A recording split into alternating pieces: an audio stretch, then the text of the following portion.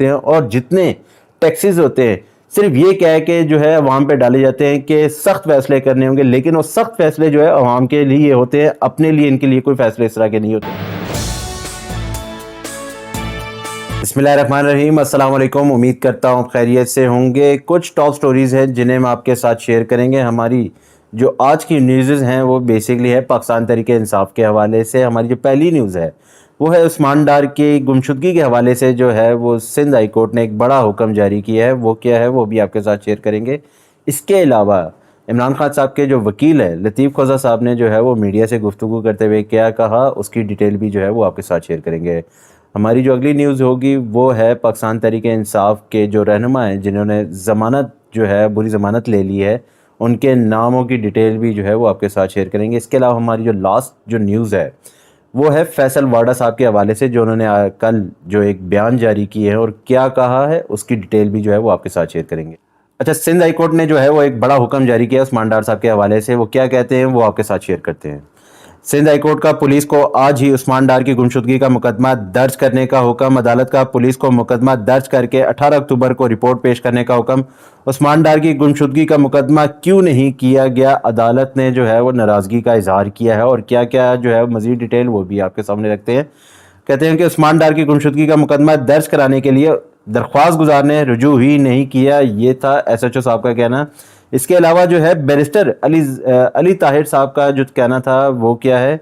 وہ کہتے ہیں کہ نگران وزیر داخلہ سندھ نے اعتراف کیا کہ عثمان ڈار پولیس کی تحویل میں ہے۔ اب پولیس کہتی ہے عثمان ڈار کو حراست میں نہیں لیا گیا۔ اچھا، اس کے بعد جو ہے وہ عدالت نے بھی ایک بڑا بیان جاری کیا ہے، اس میں یہ کہا ہے کہ عثمان ڈار کی تحقیقات ہوں گی تو تحقیقات میں جو ہے وہ پتہ لگے گا کہ کون لوگ تھے، ان ملوث تھے جنہوں نے جو تھا ان کو گرفتار کیا اور حراست میں لیا۔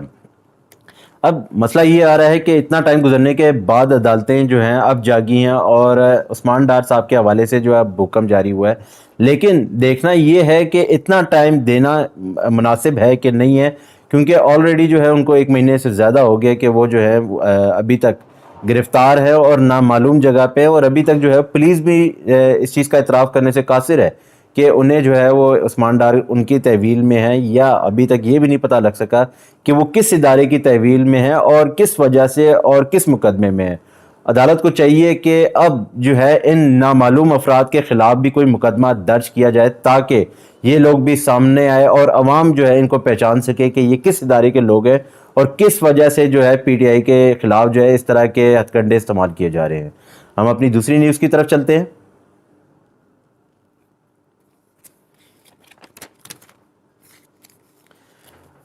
اچھا، ہماری جو دوسری نیوز ہے وہ ہے لطیف خوزہ صاحب کے حوالے سے۔ لطیف خوزہ جو عمران خان صاحب کے وکیل ہیں وہ کیا کہتے ہیں،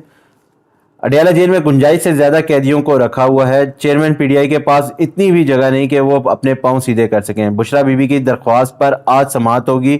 چیف جسٹس نے پوچھا درخواست میں آپ کی استدعا کیا ہے۔ بیسیکلی جو تھا وہ لطیف خوزہ صاحب نے جو تھا وہ ایک درخواست جمع کروائی تھی چیئرمین پی ٹی آئی کے جو تھے وہ تحفظات تھے کچھ اس کے حوالے سے۔ اس میں انہوں نے کہا کہ چیف جسٹس کو بتایا چیئرمین پی ٹی آئی کی زندگی کو خطرات لاحق ہیں۔ چیف جسٹس نے اعتراضات دور کرتے ہوئے پرسوں سماعت مقرر کرنے کا کہا ہے۔ اچھا، یہ جو تھا وہ لطیف خوزہ صاحب نے جو تھا وہ عمران خان صاحب کے حوالے سے یا ان کی جو بنیادی ضروریات ہیں جو جیل میں ان کو جو ابھی تک مہیا نہیں کی گئی، ان کے حوالے سے جو ہے ان خدشات کو جو ہے وہ عدالت میں رکھا ہے، اور دیکھنا یہ ہے کہ پرسوں تک کیا حکم جاری ہوتا ہے، یہ تو پرسوں ہی پتہ لگے گا۔ اب مسئلہ یہ آ رہا ہے کہ عمران خان صاحب کو ان تمام بنیادی سہولتوں سے جو ہے وہ دور رکھا گیا ہے۔ اگر ایک جو ہے وہ سابقہ وزیر اعظم کو بھی اگر ان بنیادی سہولتوں سے دور رکھا گیا ہے تو آپ کیا کہہ سکتے ہیں جو جیل میں آلریڈی جو ہے اتنا ٹائم گزار رہے ہیں یا اتنے ٹائم سے جو ہے قید ہیں، کیا ان کو بنیادی سہولتیں مہیا ہوئی بھی ہیں، یا انہیں بھی جو ہے ایک لاوارثوں کی طرح جو ہے وہ قید رکھا ہوا ہے اور کوئی بنیادی سہولتیں میسر نہیں ہیں۔ اچھا، ہماری جو نیکسٹ نیوز تھی وہ ہے بیسیکلی پاکستان تحریک انصاف کے رہنما تیمور جگڑا اور کامران منگش نے جو ہے وہ عدالت سے عبوری ضمانت منظور کروا لی ہے۔ اب یہاں پہ عدالتیں ایک بات جو ہے وہ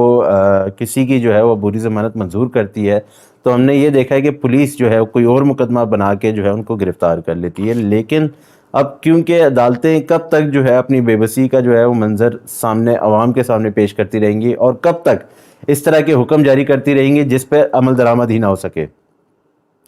اچھا، دوسری بات یہ ہے کہ فیصل واڈا صاحب نے جو ہے وہ بڑا گزشتہ روز جو ہے ایک بہت بڑا جو ہے وہ بیان جاری کیا ہے اور باتیں کی ہیں بہت بڑی۔ اب باتیں کیا ہیں وہ آپ کے سامنے پیش کرتے ہیں۔ وہ کہتے ہیں 18 ایکسپائرڈ جمہوری آزمائے ہوئے لیڈروں کو آج پکڑ لیں، کل سے پاکستان ٹھیک ہو جائے گا۔ آٹا چینی کی ملز، گاڑیاں، سکول کالجز ان کے پاس ہیں۔ 16 ماہ میں صرف کیس معاف کروائے، قرضے لیے گئے، اگر یہ احتساب کرنا چاہتے تو بنیاد ڈال دیتے۔ اچھا، فیصل واڈا صاحب نے تو ایک بات بالکل اچھی کی ہے، وہ یہ کی ہے کہ یہ جو 18 ایکسپائرڈ ہیں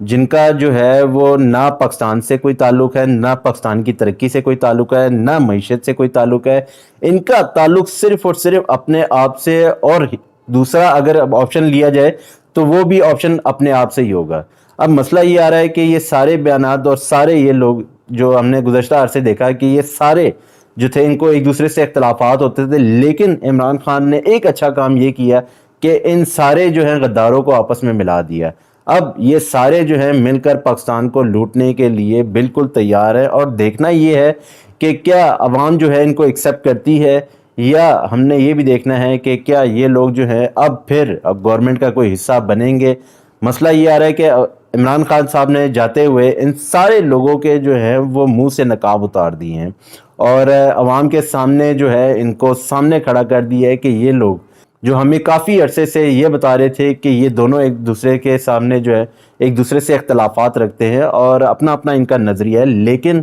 جو ہے عمران خان صاحب نے ایک چیز جو ہے وہ ٹھیک ثابت کروائی، وہ یہ تھی کہ ان ساروں کا نظریہ بے شک مختلف ہو، لیکن ان کا مقصد ایک ہی ہے، وہ ہے پاکستان کو لوٹنا۔ اور دیکھنا یہ ہے کہ کیا جو ہے یہ باتیں کہاں تک ٹھیک ہوں گی، لیکن فیصل واڈا صاحب نے یہ باتیں بالکل ٹھیک کی ہیں کہ شوگر ملز، چینی کی ملز، سکول کالجز، یہ سارے جو ہیں ابھی جو کیبنٹ میں لوگ ہیں ان کے پاس جو ہیں ملیں ہیں۔ اگر ہم زرداری صاحب کی ملوں پہ اگر سرچ کریں تو آپ کو پتہ لگ جائے گا کتنی ملیں جو ہیں وہ زرداری صاحب کی ہیں، کتنی نواز شریف صاحب کی ہیں، کتنی شہباز شریف صاحب کی ہیں۔ اور لاسٹ میں جو تھا وہ ان کی جو سب سے اچھی بات تھی وہ یہ تھی کہ بیانیہ تو یہ بنا لیتے ہیں، لیکن گورنمنٹ میں آنے کے بعد ان کے بیانیہ جو ہے بالکل ہی مختلف ہوتے ہیں اور برعکس ہوتے ہیں اس چیز کے جو یہ سٹارٹ میں کہتے ہیں، اور گورنمنٹ میں آنے کے بعد جو یہ اپنا کام سٹارٹ کرتے ہیں۔ ان کا کام پہلے یہ ہوتا ہے کہ عوام کو ریلیف دینا، یہ 6 مہینے 3 مہینے جو الیکشن کمپین چلا کے یہ بتاتے ہیں کہ عوام کو کہ ہم جب آئیں گے گورنمنٹ میں تو ہم عوام کے لیے جو ہے وہ کام کریں گے، لیکن گورنمنٹ میں آنے کے بعد یہ عوام کو بھول جاتے ہیں، اور جتنے ٹیکسز ہوتے ہیں صرف یہ کہہ کے جو ہے عوام پہ ڈالے جاتے ہیں کہ سخت فیصلے کرنے ہوں گے، لیکن وہ سخت فیصلے جو ہے عوام کے لیے ہوتے ہیں، اپنے لیے ان کے لیے کوئی فیصلے اس طرح کے نہیں ہوتے۔ میری سٹوریز آج تک کی یہیں تک کے لیے تھی، آپ سے پھر ملاقات ہوگی، اللہ حافظ۔